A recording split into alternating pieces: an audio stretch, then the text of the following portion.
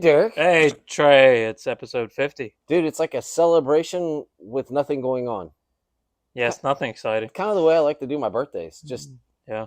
hey, it happened, we're moving on. But How long ago was 50? almost 2 years ago.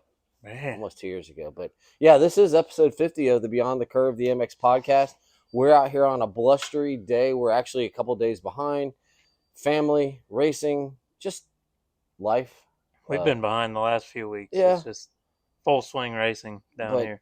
but we're back on the pool deck, and my God, there's a new addition. We got a hammock. We should do a cozy episode from the hammock. We might have to. That would be kind of funny. But nope, no racing last weekend professionally. There are Loretta Lynn's qualifiers. I figure we'll talk about WW. We'll talk about the upcoming race and just maybe I've got a question I'm going to pose. And I would love to get some interaction from you and from anybody that might run across this. I know you can do some social media stuff and clip some things out. So let's dive into it. WW Loretta Lynn's qualifier last weekend.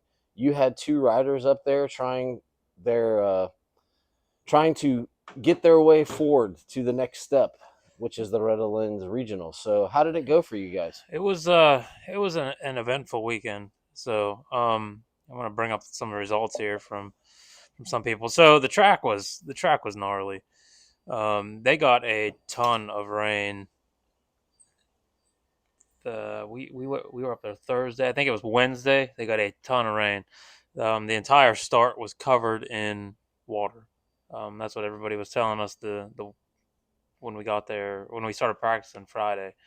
So it was a very soupy mess. The track is real like northern dirt anyway, so it just turns to straight mud. We could walk on the track and sink. Um, it was wild, but it was pretty decent turnout. A little less than I expected, honestly. Being one of the last qualifiers and the last one in Florida, I expected to be a full house. So yeah, we went up as Micro One, 4 to 6 shaft drive, and then Caleb Groves rode 250 Pro Sport.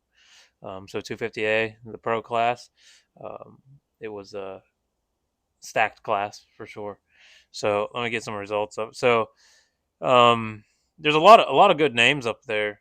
Honestly, Jesse Ansley. I know you guys have had him on Yeah. the off road side of the podcast. He was up there qualifying. Dustin Jensen. He does a lot of training down at I think it's Motor Bros, Okeechobee. So he was in the 250 Pro Sport class. Obviously, Caleb.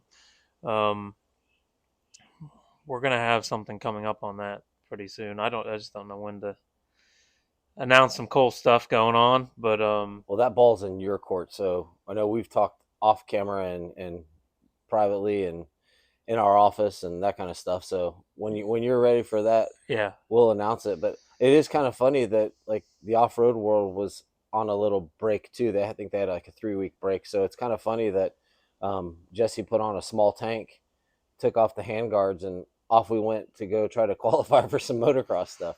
yeah. So like the 250 Pro Sport, Dylan Rampel out of Ontario was down here. It was probably still cold up there. Yeah, I'm guessing he was down here for a little Florida getaway. I can't say bike week anymore because No, so it's hard to tell. There's a lot of Canadians down here yeah. pretty often. So Patrick Murphy out of Iowa, Georgia, some more Jesse Ansley, obviously more Georgia, another Iowa, and Maryland were the top 9. So guys from all over the place. Yeah. But yeah, the competition was stiff, especially in the pro class and a track that gnarly. Caleb come off after practice. He's like, dude, this is probably the gnarliest track I've ever rode. Welcome to the big boys. Yeah, and I've seen him ride some pretty gnarly conditions. But his concern was he's like, I don't know how the PWs are going to do it. I'm like, well, it is what it is. So Loretta's is going to be the same. Yeah. So, um, I mean, last year they ran them in a swamp. yeah, they absolutely did, and they pushed their bikes most of the time. Yeah. So Caleb went out and he got 11th Moto 1. He had a pretty bad start and then tipped it over. So getting the bike back up and going was a challenge. He's running the old kickstart right now, so he's kind of already at a disadvantage. And then we got to get his physical fitness up just a little bit. Obviously, we were we were honestly prepared for 3 lap races, and we didn't know that Pro Sport was running. I believe they ran 6 because in the riders meeting they said that the races were three laps. So he went out, obviously didn't pace himself. It was 3 laps. He knows he can do 3 laps hard, so he was working hard. But come lap 4, he was Yeah. pretty well exhausted. And that's something that as he progresses and knows, you guys are kind of learning this together. The rules, what's going to be expected. Those Yeah, races do get longer. They do get. It's funny. The races get longer, and then at some point, we've talked about that privateer fitness needing to get into night shows. Right now, he needs the upper level fitness to last that 20 minutes. yeah, yeah, and he's already at that point. Like we need to work on mainly just fitness. The riding is there. The only reason the riding slacks off at all is because of the fitness. Yeah. So um, it's at the point we need to find some kind of program and um, get him on a typical regimen and try to put out those 20-minute motos. I mean, he needs to be good for half an hour, Yeah. and then we're good for 20 minutes. So the Moto 2, he actually pulled the whole shot. They didn't give it to him, which is irritating. Scoring was kind of funky there. I'm not sure who was doing it or how they were judging everything, or even where the whole shot they were choosing the whole shot from, because he came around the first turn just screaming way ahead of everybody. They ended up giving it to Jesse Ansley, who was 5 bikes behind the leader. So how they scored that, I'm not sure. It's literally like whoever popped the gate first got the whole shot. I did see the video, and I don't know which class it was. I think Jesse stayed and raced someone. Dude, they were hanging off the back of those bikes down the straightaway. Oh yeah, that is the biggest start I have ever seen. We've never been up there, but it's a 200-yard start. It's long. It is ridiculous, and you're watching PWs take off, and it's like, doo, doo, doo. And they're bouncing ruts, and it's ridiculous for them. Like, obviously, you got to start them on the gates, but for the love of God, cut the track somewhere or something, Where because it's isn't there a pond right there though? Like there's not much. yeah. Yeah, You got to go. You go out around the pond that has an island right in the center, yeah. and they're just going and going and going. They're like, oh, the track's done. Oh wait, we just started. Yeah, I mean it's they definitely get their workout just on the start. Yeah. But yeah, we jump in. So like our class, we actually had another rider, Jackson Bilberry, up there with us. They were staying with us, and he was trying to qualify, which he did. He for us, so Moto 1 for us, we actually got up there at Thursday at about 11 o'clock at night, and needed to switch motors out. So we swapped a brand new motor from our new sponsor, Axiom Performance. Um, Spent all night doing that till about 12:30, getting that thing all tuned in and ready to go, doing its heat cycles to get it broke in. Finally got to bed, woke up. First thing, we had practice at 8 on Friday, and I was tuning that thing and tuning the thing, trying to get it broken. And um, so they did like three practices, and obviously for a PW, those kids were worn out. But we got that bike broke in real well, and then Moto 1 we come out, and it's still a little lacking on the bottom end. The bike's fast, like stupid fast. So anybody looking for a PW build, Axiom Performance, they're a sponsor of ours, but they're top notch. Anyway, we get into Moto 1, and we drop the gate, and the bike like lags a little bit, so he didn't get the best start. But then he's hanging off the back of that thing, just giving it all it's got, and he cross-rutted when he was off the back of it, and he jumped out of it, and it literally turned him broadside and shot him right into a kid, and he just plowed that kid. Oh. So Bowen ended up getting tangled up underneath the bike, and he couldn't get out. I watched him kick and kick and kick, and he's looking at me like I'm gonna come help him, and I can't. Yeah. So AMA events, you can't do that unless they're hurt. I mean, that's a different scenario. But I knew he wasn't hurt. He was kicking and kicking, and then so I had to wait for them to come out, pick the bike up, and these guys, clearly don't know PWs because they would kick and then they would listen to see if it was running, and then he would kick again. I'm like, start the damn thing, you know. I was not happy, but they finally got it running. He took off. He's at least half a track down, and this track had 2 minute lap times for the average guy. Yeah. Not even PWs. The average Oh, guy. It was oh, not. They did cut it down for the PWs, so it was probably still 2 minute lap time with the cut down track. Um, by the time he got up, he was half track behind from the last guy. And there was a beginner kid out there, and he was still half a track down from him. And I'm like, good Lord Almighty! Like, there goes our chance at all. Honestly, usually something like this, once you go down, you're done. yeah. But he actually came back. It blew my mind the way he rode. I mean, he was just pounding ruts like he was on a 250. Came back to 11th, and I'm honestly surprised he caught anybody being that far down with 3 laps. It's so short, but he did it. We got back to 11th, um, and I told him, like, we got to step it up, Moto 2. Like, the only chance you're going to do this is like a third, fourth, fifth would be ideal. We preached to these guys, and I preached to Caleb. I'm like, listen, we're not out there to win. You're out there to get 9th place. Do not worry about winning, because worrying about winning on a track like that is pushing the limits. Yeah. So I tried to preach to these guys, like, 9th place, 9th place. If you're getting close to that transfer position, then ramp it up a little bit. Like, just maintain, keep the bikes on 2 wheels. Neither of them could. So I mean, There's step one. so that we struggled. We struggled with that. But like in Moto 2 for Caleb, he, like I said, he got the whole shot and ended up taking a foot peg to the hand while he was on the handlebar, and he rode the whole Moto 2 with a swelled up hand, a clutch hand at that, on a gnarly ruddy track. So he definitely, like, he had his work cut out for him, and so did Bowen. Just finishing 11th. They both finished 11th in Moto 1, so it was definitely a workout. Yeah. And that, like, Moto 2 for Bowen, he come out, and the start still wasn't great because we still had, like, that lag. But he, like I said, he hung off the back of that thing, and he weaved in and out of everybody. When he come around the first turn, he was in second. Um, he dropped down into a rut, like, in the turn, and then one kid passed him, and he rode third the entire moto. And Moto 2, the ruts, like, it dried up a little bit, but they were deeper.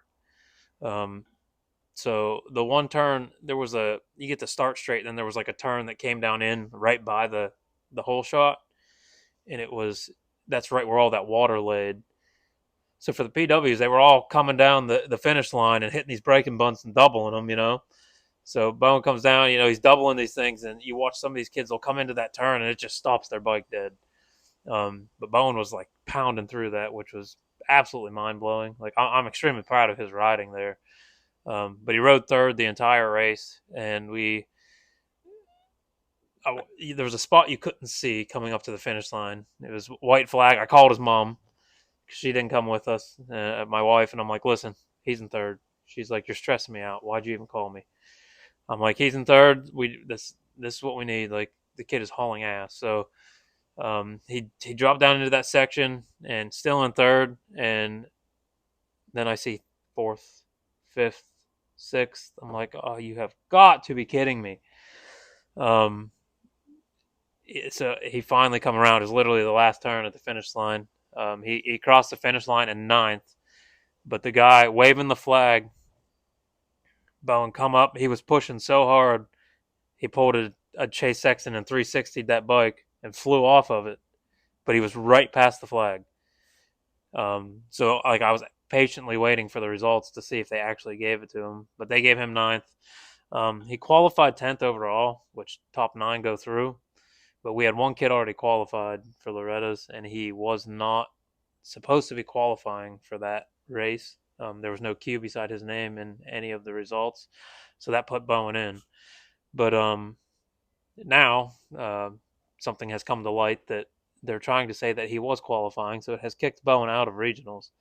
So I'm kind of fighting that battle with MX Sports, because I have all the pictures that the Q wasn't beside his name, and because the kid worked for it. I mean, shitty luck. We went down a few times, but he was fast. I mean, I have no doubts with regionals that if he can ride like that, and the regionals at North Carolina Motorsports Park, Mm-hmm. so it's very hard packed from what I understand, and it's like clay. So PWs will get a real fast paced track, kind of like a Dade City. They flatten it all out. So it's something he's kind of used to, and he's extremely fast at Dade. So I'm gonna push and push and push to get him in there. But yeah, A27MX made it through. As far as we know, yeah. So on to regionals. Caleb's regional will be in Georgia. Where is it in Georgia? Is it Itchinatucky? It's not Itchinatucky, is it? No, I honestly can't remember off the top of my head. I'll have to look it up. But No worries. it's like Yeah, North Georgia area. because they separate the little kids from the big kids, right? Yeah, so it's amateurs and youth. Yeah. Which I always wonder why they did that. I mean, I don't know if it's just to break the time up, to shorten the race, Yeah. just to run them on a Saturday instead of Saturday and Sunday. But if they run them together at areas, what's the difference? Usually they send the bigger guys out there to put lines in the tracks, and then they break the classes up that way. But I don't know. So what did I know? This is a journey for Caleb. I mean, for Bowen, it's fun. I mean, Yeah, honestly, at 5 years old, it doesn't really matter, if he makes it or not. I mean, it's yeah. it's fun. But for Caleb, this is the journey he wants to go on. What is he saw what he needs to work on, and he also saw, like, okay, so this is the speed, and these are names that probably aren't going to be going to ride Supercross, motocross, not all of them. Mm-hmm. What's his thought process now? So, yeah, coming out of that weekend, Because you have a lot of time. It's a long ride home. yeah, and it's like we said, we talked while we were cleaning up and all that, getting the bikes cleaned up, and the focus is training, but from here on out, it's just doing what we got to do to get him to Loretta's, because getting your pro license is extremely difficult now. It used to be actually fairly easy when we were all going through that. 60 points in an 18-month span at going to pro am races was really not that difficult because you had full gates. Um, you could leave with 20 points from a race. Nowadays, you get five, 8 guys on a gate at a pro am, so you're leaving with 3 points if you win. It's extremely hard to travel the country and try to gather your points when you're only getting 3 at a time and you need 60 in an 18-month span. Yeah. And there's only select races. So we're going the Loretta's route right now. If we can qualify for Loretta's in Pro-Am or Pro Sport and cross the gate at Loretta's, you just have to race. You get your license. So that's the goal. Caleb wants to go pro. That's obviously our goal together, is to get him to that point. And there's going to be a big discussion about this here soon. So the goal is to get him to that point and then get some futures under his belt this year. I got to get him to a Supercross track. Right now we're working on a bike. Like, we got to get a bike. He's running mine, but it's not. My bike runs really well, but it's kickstart. So you're at a disadvantage unless you're Ken Roxon. He's still at a disadvantage. I mean, look how many times that, and that's what happened at WW here. Like, Caleb went down, and if the bike lays just the right way for an extended period of time, you're talking 10 kicks to get him back running. Yeah. Where you can just press a button, and you're exerting that much energy when he's already exhausted. So, yeah, the goal is to push through. Do what we got to do to get to Loretta's. We get to regionals and his top 6 go through. So all he has to do is just maintain. We're not there to win, and I'm going to keep pushing that through his head. You got to ride fast. I mean, you're riding with the best in the country that aren't there yet. The next upcoming breed.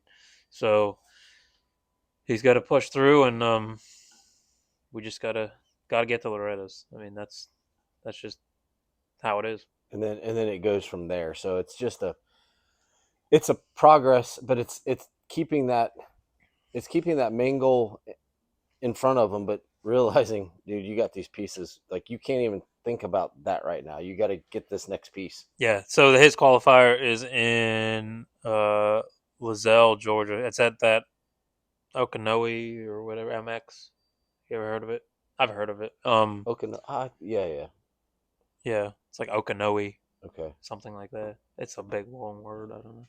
okay. I've heard of it. Never been there. I guess you Like will be. possibly might just send him on his own. If we have to race North Carolina, there's a good chance that he's going to be going there, Mm. and we'll be going to North Carolina. It's a couple weeks apart, but to try to get them all Yeah, yeah. around, it's going to be difficult. So send him with a buddy and his bike, and So when is that? When's uh, yours? ours would be May 24th through the 27th, and then the next one is June 7th or June 9th. June 7th So and June 9th. it's coming up quick, but there's a little time to prepare at least. We're gonna hit Dade this weekend, and it's kind of like a building weekend. Obviously Dade's fun for us, so we try to hit all of them. It's just we know everybody, everybody knows us. It's fun. They're always a fun weekend, but we use them as it's a local race to get the gate drops and, and build and learn. And last weekend, the last race that we had at Dade, Bone was learning. He was hitting doubles. So at a comfy track like that, I like to push the limits. We if they're comfortable with the track, we can push limits and try new things and race, but train at the same time.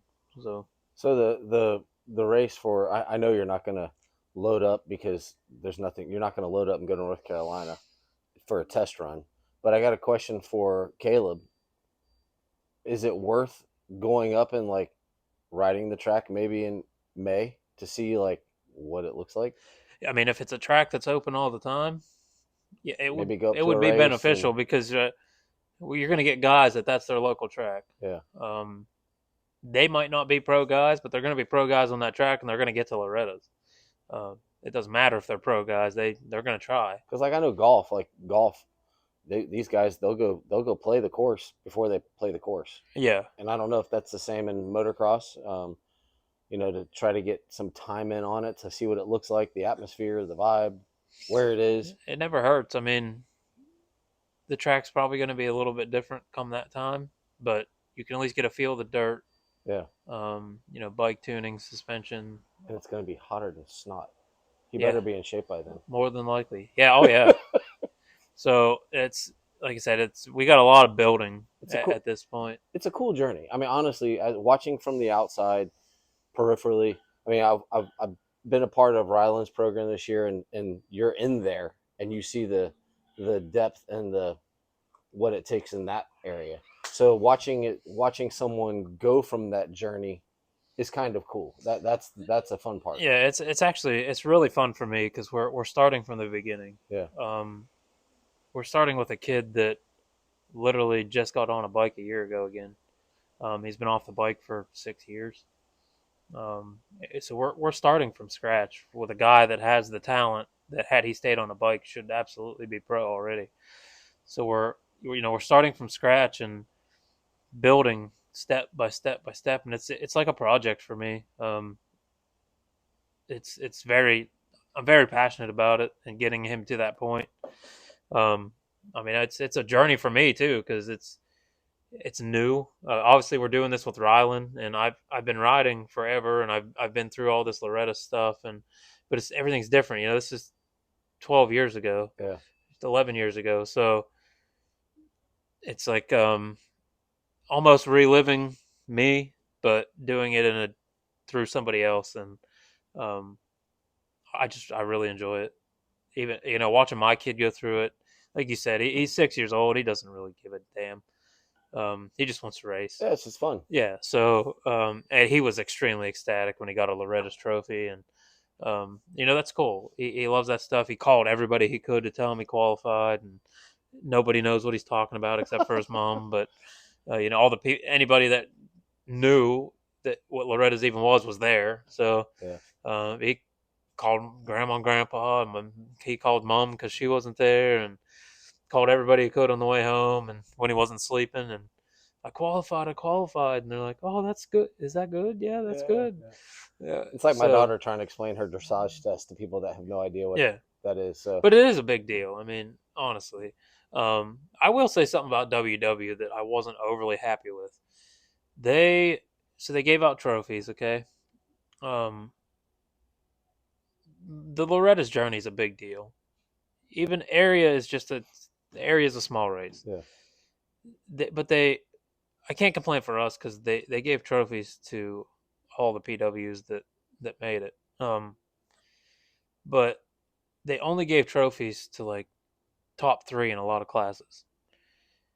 Yeah, that's how it's going to be down the road, but it's cool to have that I qualified trophy. You know what I mean? yeah. And so they skimped out on the trophies for everybody else. People, the lady, it's Kathy Green. She does a lot of the AMA stuff. She's a lot of the races, does the scoring, the paperwork.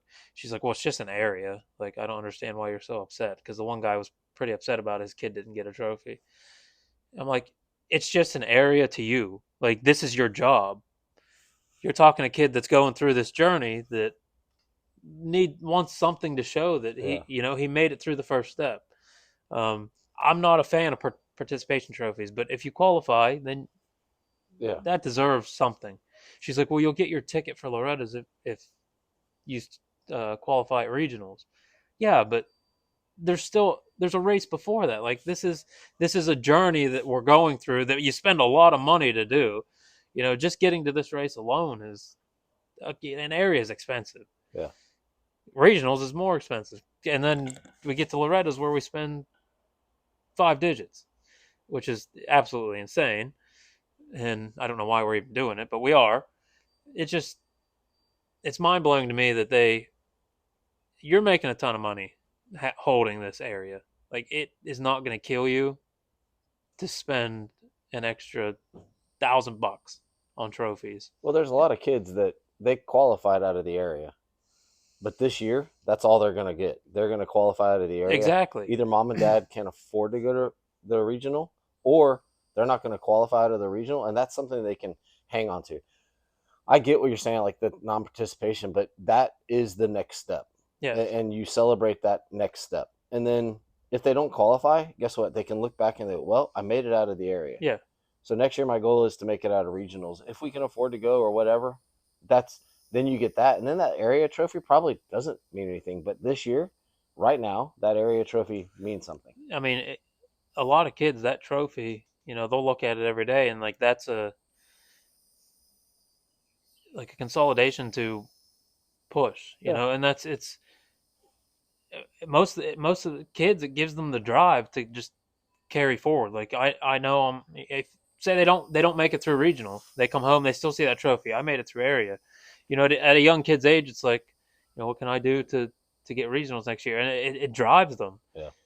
Bowen loves showing off his trophies. Every time somebody, my father-in-law's down here, just flew in yesterday. First thing Bowen did, took them back to the trophy room. Except for me, he won't show me. Yeah, his bedroom, but his trophy room. I mean, his room is full of trophies, and he's proud of that. He's 6 years old. That trophy's all that matters. And he walks into his bedroom, and we have 50, 60 trophies in there. I mean, how many 6-year-olds have that? So they're proud of what they can do, and then you celebrate these kids that made it through an area, and then they have nothing to show for it. Yeah. They don't care about pictures. So it's just that was irritating to me, and I need to get that off my chest, I guess. Um, but the facility is nice. It is nice. It's too bad that it's in Florida, because it's just never it has hosted big races. Yeah. And it's a big enough facility. It could host big races. The problem is it's in Florida, and those races would have to occur at the wrong time of year. Yeah, miserably hot. Yeah. Um, and that's the only reason they really don't do it. I mean, if they did it early season, I think we'd be okay. Um, But now you're asking guys to go from California to here to Florida, yeah, and that's the thing. Like, it would have to be one of the first races, Yeah. and it's big enough for that. And they do have 2 Supercross tracks, and there's a lot of training that happens there. But like I said, it's a beautiful facility. Um, I do wish they would do more big stuff Yeah. there. They hold the Florida series there, and then they hold qualifiers there, so it really doesn't get used much, but for practice. I mean, it's literally, I know Ryland trains there a Yeah. lot, mainly just outdoors, but the Supercross tracks are beautiful. They're gnarly for sure. Um, Most people don't understand. Like if you look at a Supercross track without a tough block or any kind of barriers, you understand how big stuff actually is. Um, Most people don't get to see a Supercross track that isn't, all prettied up. Yeah. It makes everything look smaller when all that stuff's up there, but you get to see what a track really looks like when you go to a lot of these training facilities like we do, and it really puts it into perspective. So You go stand at like, oh, it's a 3-footer, and you go stand, and you're like, oh, wow, that's what a 3-footer actually looks like. That's a 5. Oh, okay. yeah, that's straight up and down. Yeah. Yeah, And you so, got to try to hit that. That's why I always say when we're there in the stadium watching, and you watch these guys downside with perfect precision, the jumps, and you're like, the transition of that, it's not an easy angle. yeah, and a lot of it is honestly navigating in the air. So you can't see the landings on pretty much anything in Supercross ever.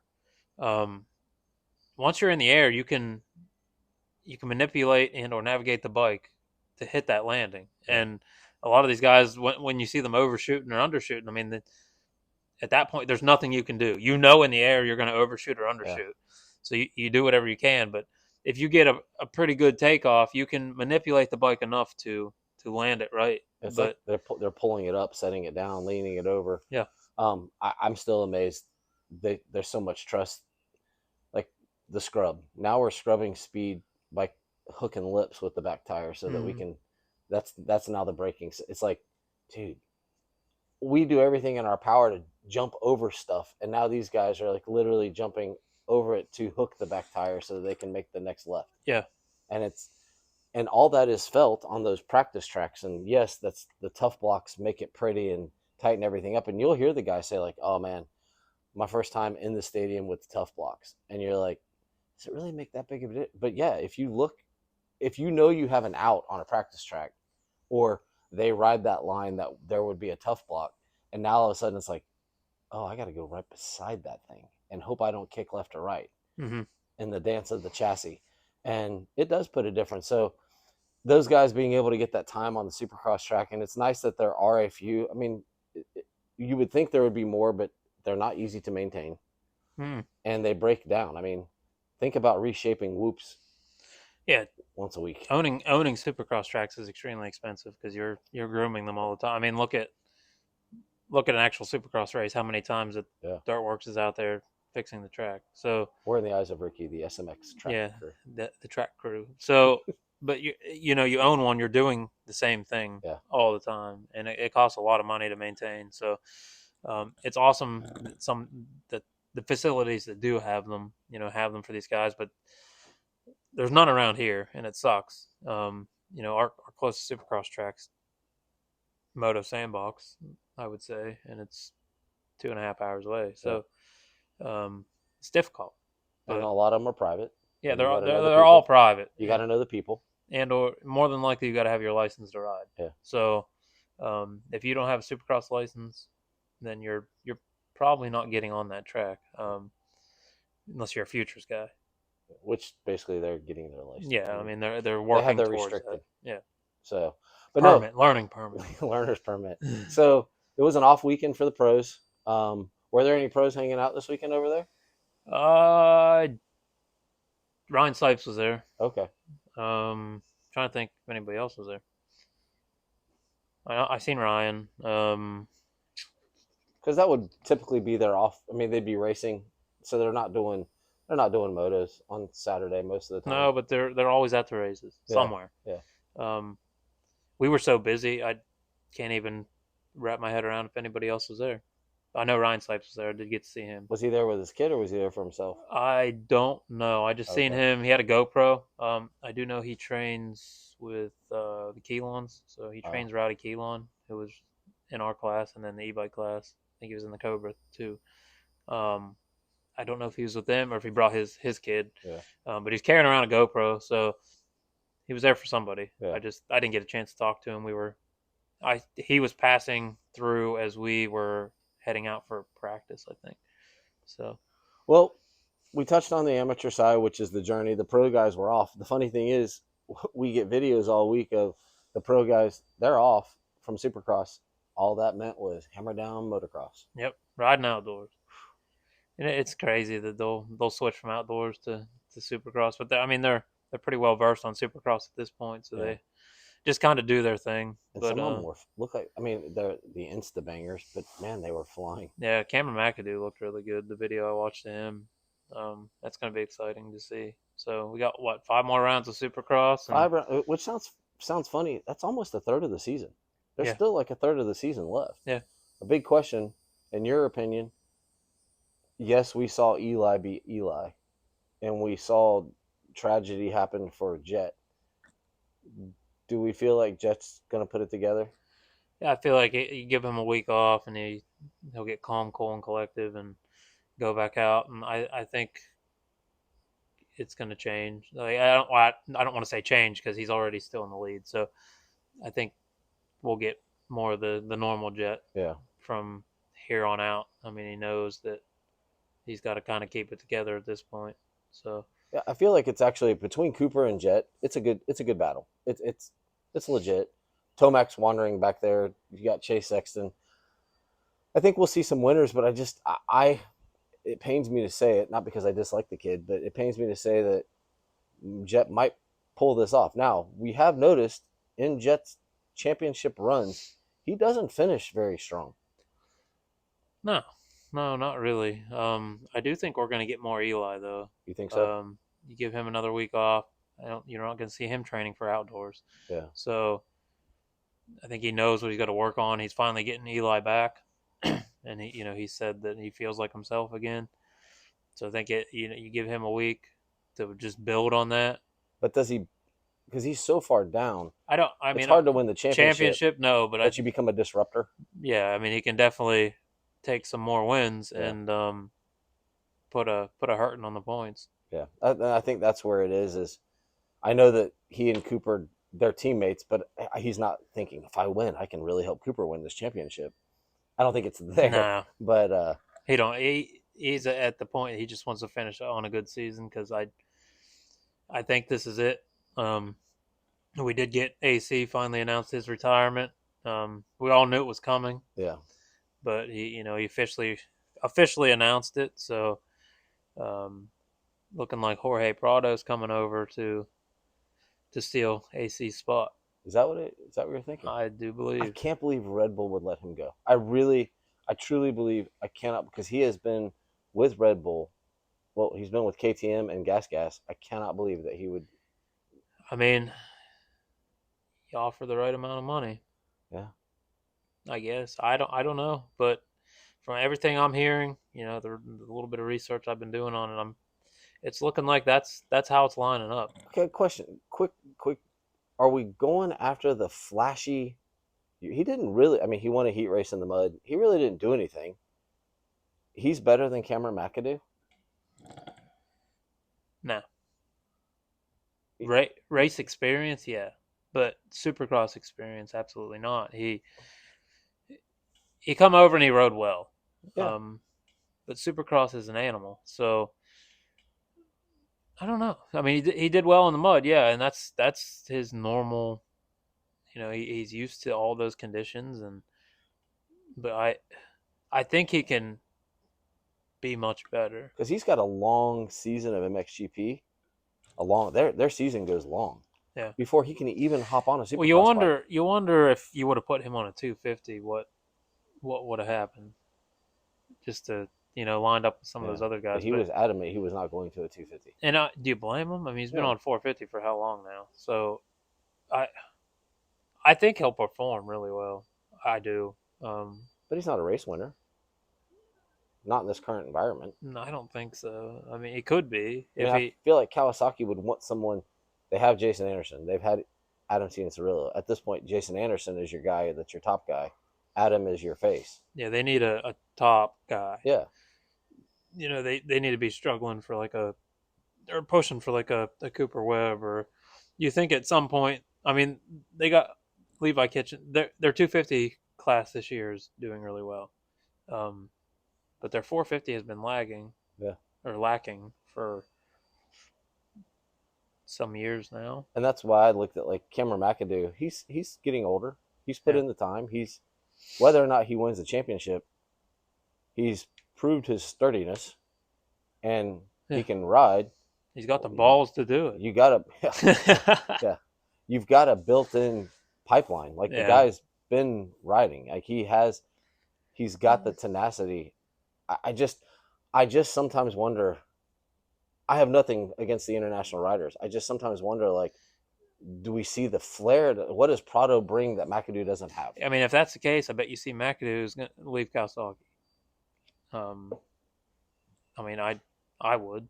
You know, if you get passed up on a team that you've been on for how long, and you know you want to jump to 450, and they choose some. Yeah. And I don't know if McAdoo wants to go to 450. I don't know either. But it seems like the right. You would imagine, but maybe he's going to stick out 250 another year. I don't know. Yeah. He could retire on 250s. It's hard to tell. I mean, some guys do. Well, speaking of retirement, it's not a retirement announcement.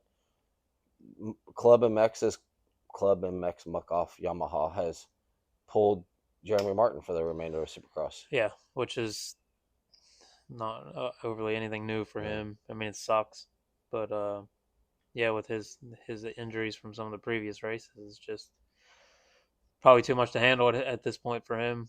I don't know if he'll come back. What about outdoors? They struggled. The team itself struggled mightily with their 250s outdoors last year. Yeah, and he's an outdoors guy. Yeah. I would hope he would return for outdoors and just run it. I mean, that's where he got hurt last year and destroyed his arm. But I think it could probably put them on the map a little bit better if he did run it. Yeah, I'm hoping that they go more the 450 route outdoors, just for them. But I don't know what that does for Jeremy because they struggle. Maybe they figured something out. You never know. But their bikes are great, Supercross. Yeah. But it takes a lot of motor to run outdoors. Yeah, and you see a guy like a Jeremy Martin, but we also don't know. Maybe he doesn't want to push it as hard as he used to. You know, you don't know. You just don't know. But he might just want to be done. Yeah. I mean, the family owns the track. It's hard to tell. You know, you don't know what goes through these guys' minds. They fight a lot of demons. You've got Dylan Ferrandis with the Phoenix crew. I had heard a rumor that maybe he would be the Kawasaki guy, but I'm guessing not. You know, but he hasn't proven that he can do much more than a 6th, 7th. No, but he's doing it on a satellite team. Yeah. So, I don't know. I really don't know. We'll see how it all pans out. It's very early. It's very early, and we'll start to see the rumors flying. But on the AC side, I know he never accomplished what everybody thought he was going to accomplish. But as a spokesman for the sport and a face of the sport, you can't have asked for a better professional. Correct. His history, his knowledge of the history of the sport, his love of the sport. He's going to be fine, folks. He has investments. He's done. Oh, yeah, there's nothing to worry about. He's okay. He's still going to work, but I think he's going to work because he loves the sport. Yeah.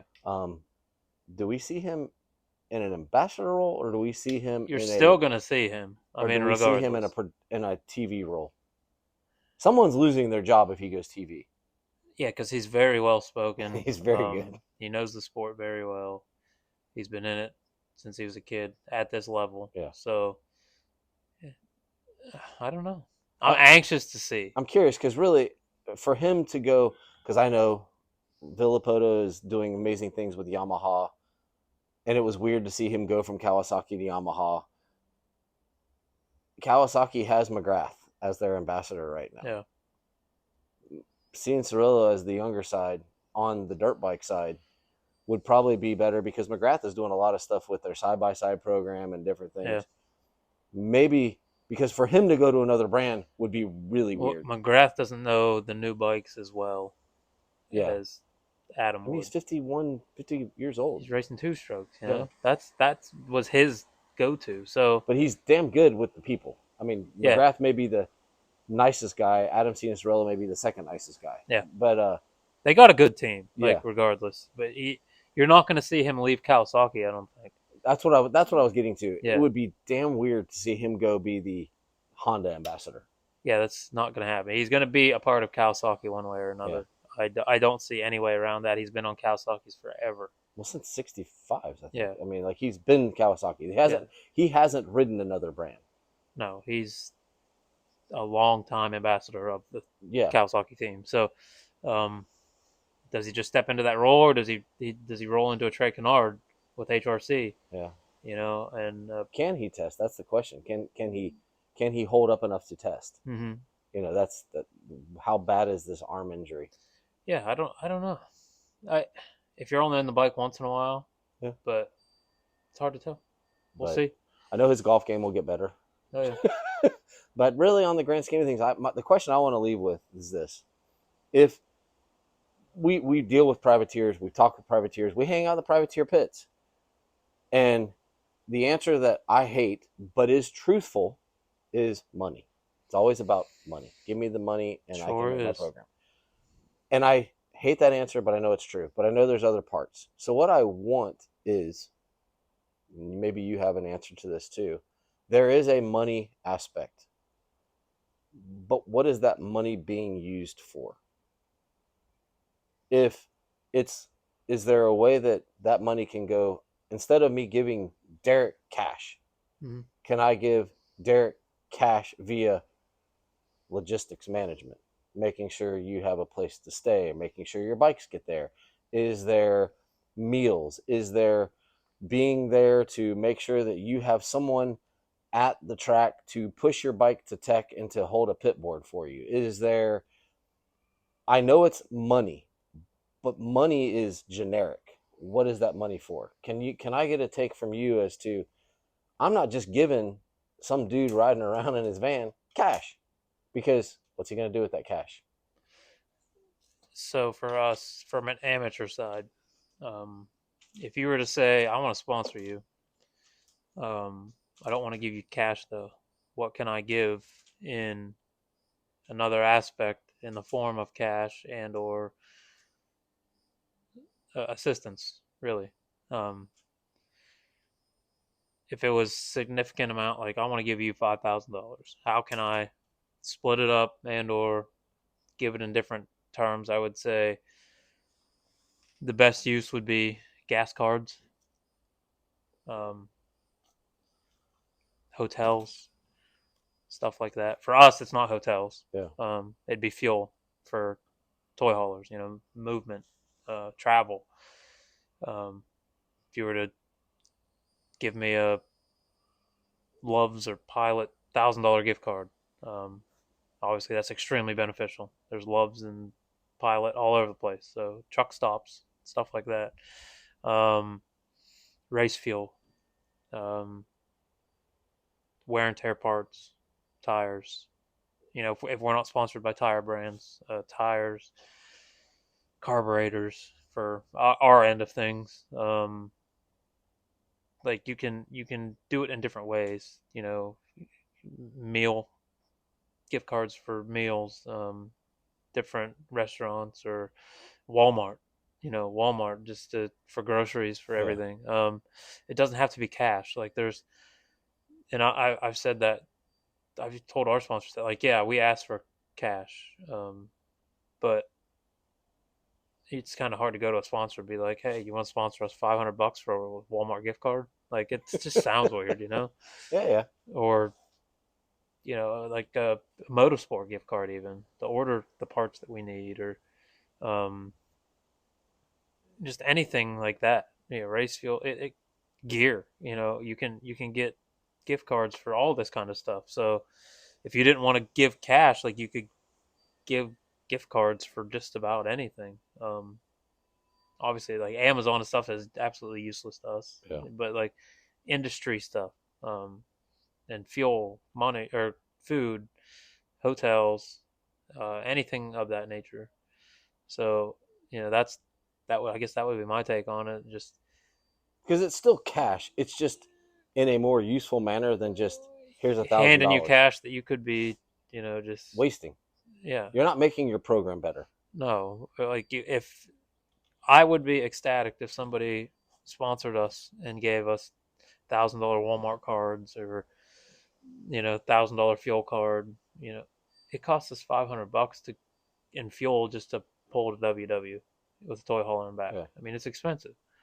So if I had $1,000 gift card for fuel, that'd be freaking fantastic. Um, it doesn't have to be cash. There's so many other ways you can do it to make, like, speaking from our program, but um, even like for local dealerships, somehow work something out with them that you hand somebody, you want to hand somebody $5,000 and they want to buy a new bike, work it out with the dealership where you can just cut them a check for $5,000 of the bike. Yeah.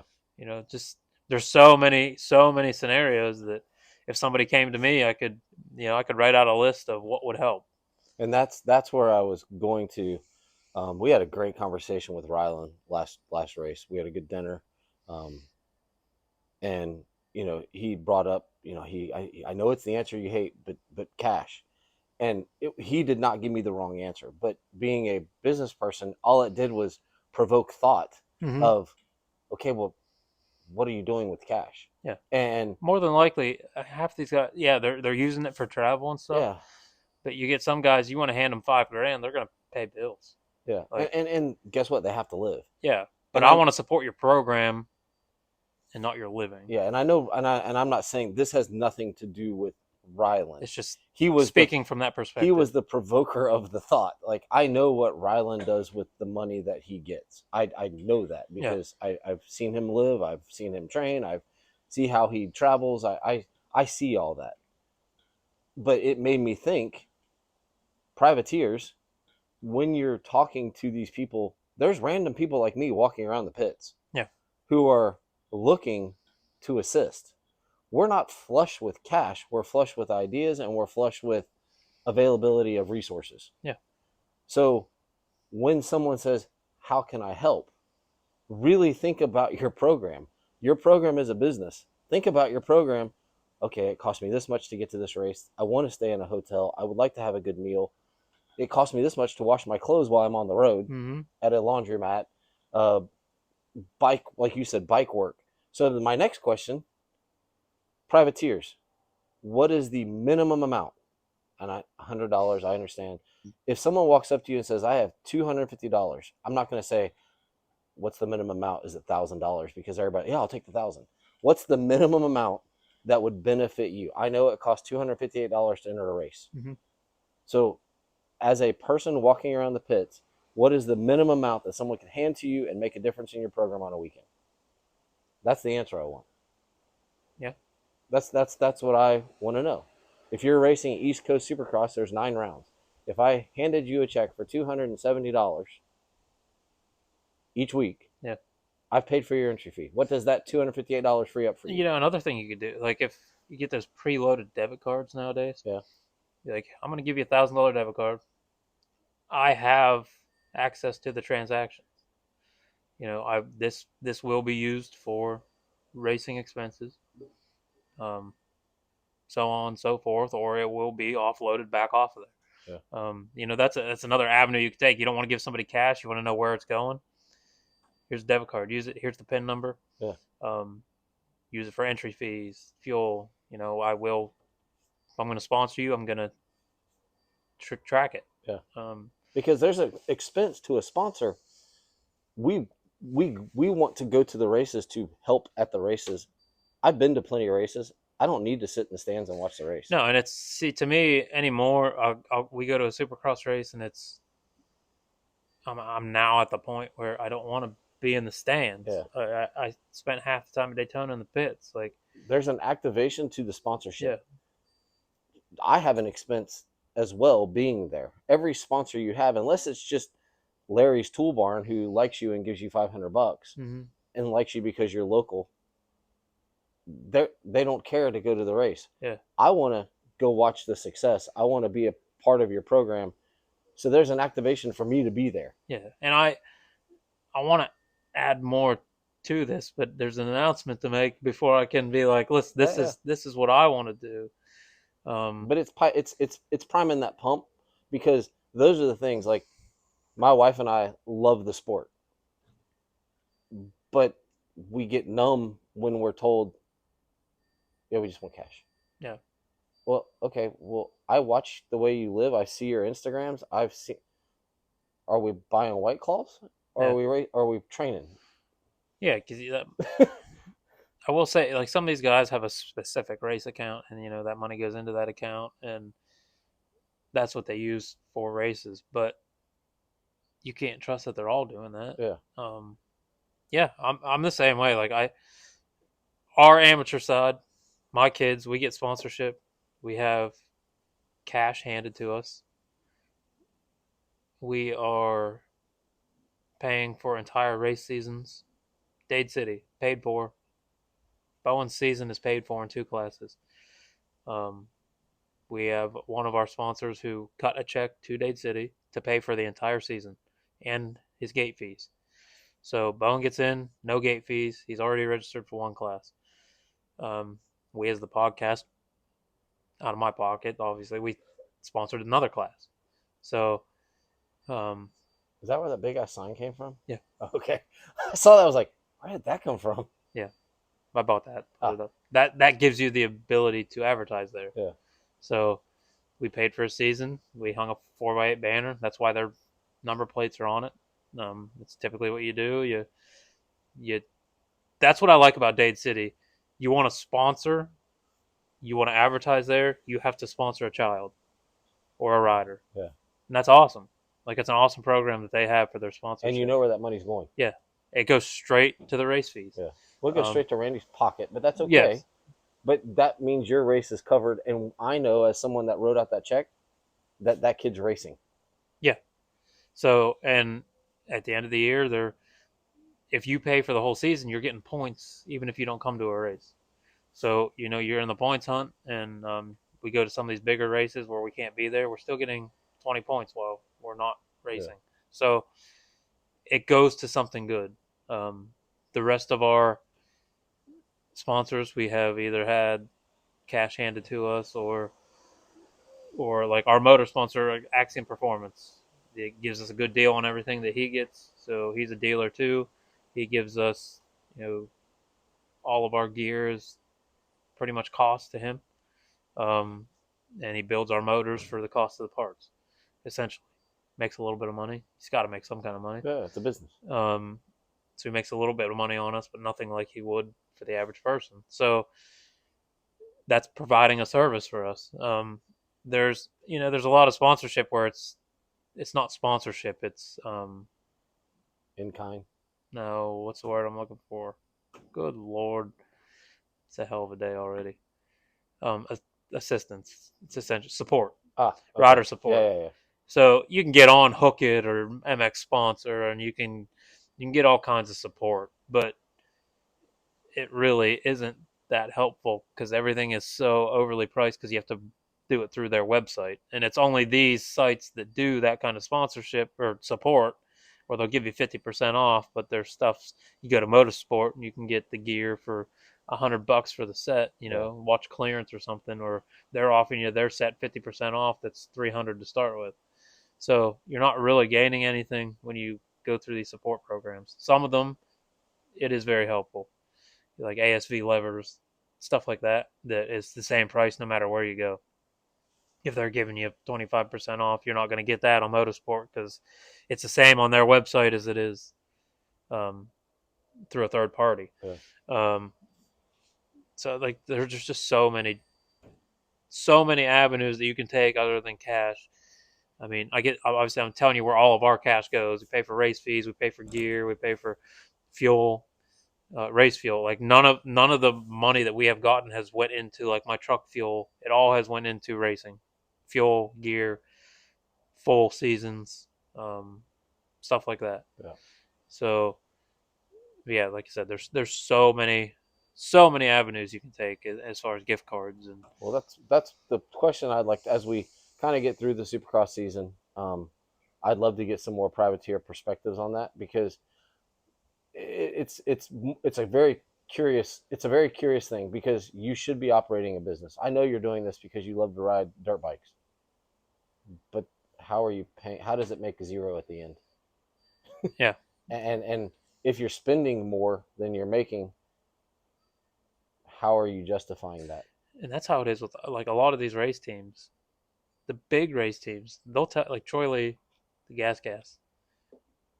They look to break even every year. Yeah, it's a marketing exercise. Yeah, and I know you probably look from the outside in and you think like these teams are making millions and millions. They're not. No, They're spending millions and millions and really not making much. Like it literally pays the bills just every year. They break even, they pay the bills, they do it again. and as a privateer, the rider for those big teams makes money. But as a privateer, you are the team Yeah, the privateers are and you're the rider. they're making nothing So really.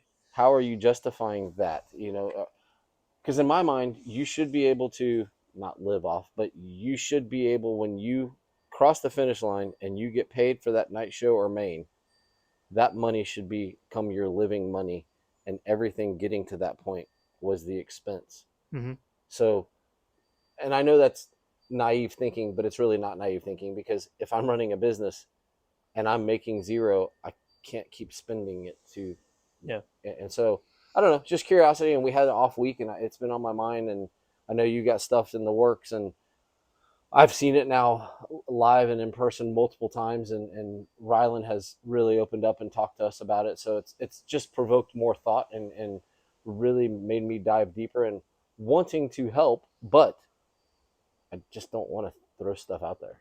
Yeah. Especially when I have an activation cost of going myself. Mm-hmm. Yeah, it So, costs us a lot of money to be there. yeah. And we've talked to our island about this. For us as a sponsor to be at a race and to help you, it costs us a lot of money to be there. Is it more beneficial to have us there and help with whatever you need, or is it beneficial to give you cash and Yeah. you do everything alone? So um, there's there's a lot. This sport is like one of the only sports that the top guys make a lot of money, but it's an extremely expensive sport to even participate in. Like most of these professionals are doing it because it's a passion. It's really not a job. Yeah. It's a job that they're not making much money at all. So they might make enough to live, but you can look at a professional racer and be like, oh, he's professional, he's rich. You probably make more than he does. Yeah.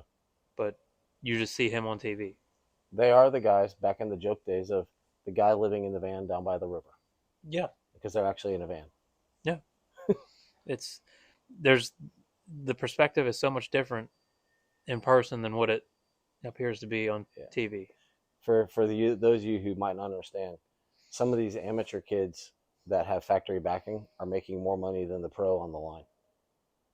Mm-hmm. Oh yeah. So, I mean, I can name quite a few of them. Yeah.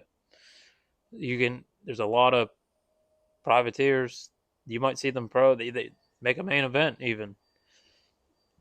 That's their living expenses for the next week or a month or whatever. The futures guys or the top amateurs at Loretta's are making more than a professional rider. Yeah, they're of course they're going to be the professionals at one point, but they're coming in with a good background. Yeah. It's very deceiving.